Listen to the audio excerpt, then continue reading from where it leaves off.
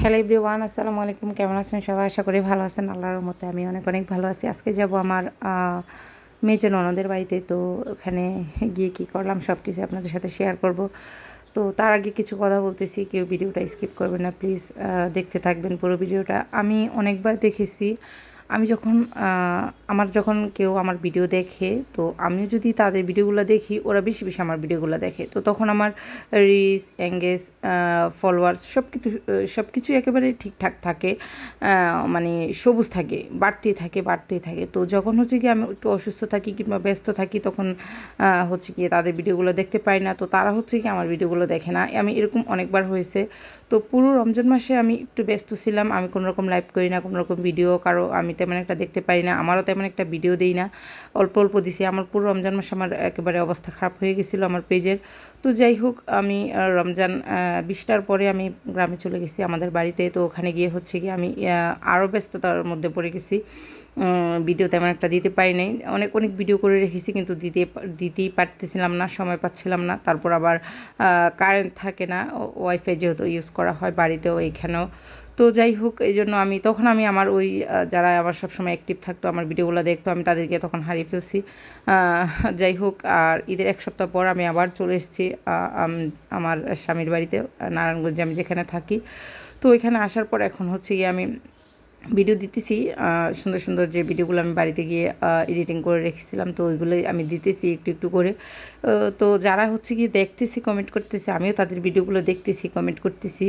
মানে এখন তো আমি একটু বাসায় দেখেন, যত যেরকমই হোক, মানুষ নিজের বাসায় যেরকম একটা শান্তি, দেখা গেছে বাবার বাড়ি হোক, শ্বশুর বাড়ি হোক, আজকে এক জায়গায় গেলে কেমন একটা উল্টো উল্টো লাগে, সব কিছু এলোমেলো লাগে। তো যাই হোক, এখন একটু আছি, যতই ব্যস্ত থাকি নিজের সংসার, তো সময় পাচ্ছি, দেখতেছি, তারাও দেখতেছে, এখন সব কিছু ঠিক হয়ে গেছে।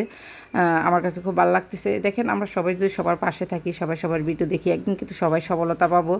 আর কেউ কিন্তু যাদের কিন্তু বড় বড় পেজ আছে, তারা কিন্তু আমাদের ভিডিওগুলো দেখবে না। আমরা যারা ছোট ছোট কন্টেন্ট ক্রিয়েটর আছি, আমরা কিন্তু আমাদের ভিডিওগুলো আমরাই দেখতে হবে।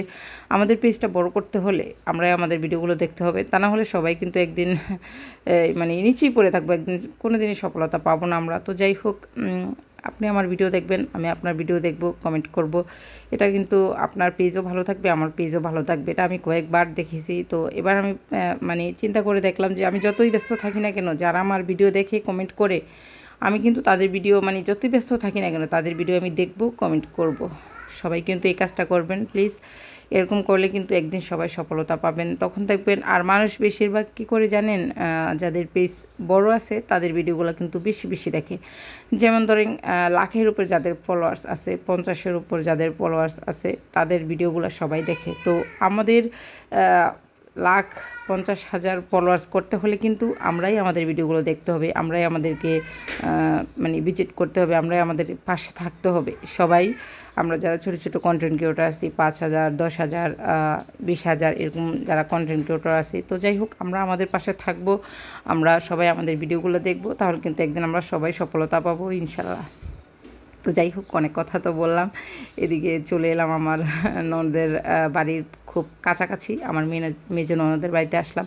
তো এসে দেখি আমার ভাই আর কি নদী থেকে একেবারে টাটকা চিংড়ি মাছগুলো ধরে নিয়ে আসছে, আমার খুব পছন্দের, আমার হাজব্যান্ড খুব পছন্দ করে, আমার বাচ্চারা। তো যাই হোক, এদিকে দেখতেছিলাম মাছের সাথে ছোটো ছোটো কাঁকড়া ছিল, একেবারে নদীর, দেখতে খুবই সুন্দর লাগতেছিল। তো ভিডিও না করে আর পারতেছিলাম না, ভাবলাম আপনাদের সাথে একটু শেয়ার করি। দেখেন কীরকম কিটিমিটি করে হাঁটতেছে, আমার কাছে অনেক ভালো লাগছে। আমি ধরতে চাইতেছিলাম, কিন্তু একটা না, এই যেটা দিয়ে কামড় মারে ওই পাটা ভেঙে গেছে। তো যাই হোক, এদিকে রান্নাবান্না হয়ে গেছে, বড় বড় চিংড়ি মাছ ভাজা হয়েছে, আর এদিকে দেশি মুরগি রান্না করা হয়েছে। আমি বলছিলাম বেশি কিছু করার দরকার নেই, তারপর আপু অনেক কিছু করছে। আর এদিকে পোলাও রান্না করা হয়েছে। আমার ভিডিও করার কথা একদম মনে ছিল না, খাইতে বসে আর ভিডিও করা শুরু করছি। তো যাই হোক, ইলিশ মাছ ছিল না, এক পিস ছিল, এটাই রান্না করা হয়েছে, ভাজা করা হয়েছে আর কি। আর আমার সব থেকে প্রিয় যে রান্নাটা করা হয়েছে সেটা হলো হাঁসের মাংস। আমি খুব পছন্দ করি রাজা হাঁসের মাংস, আমার ননদ রান্না করেছে। আর ওখানে গরুর মাংস দিয়ে আলু দিয়ে রান্না করা হয়েছে। তো যাই হোক আমি খাইতে বসছি যখন তখন আর কি ভিডিও করার কথা মনে পড়ছে। তো যাই হোক খাওয়া দাওয়া করলাম, অনেক ভালো লাগলো। আর গ্রামে গেলে সবসময় আমি চেষ্টা করি একটু ঘোরাঘুরি করার, আর ননদের বাড়িতে যাওয়া। অনেক ননদের বাড়িতে আমি যাই, আমার 2-3টা ননদের বাড়িতে যাওয়া, আমার 5টা ননদ। তো যাই হোক এদিকে ভাইয়া হচ্ছে গিয়ে পাটের শাক তুলতেছে, ওনাদের কি আত্মীয় নাকি ওনাকে দেবে। তো এদিকে গিয়ে আপনাদের ভাইয়া একটু ভিডিও করে আনলো। যাই হোক কেমন লাগলো কমেন্ট করে জানাবেন।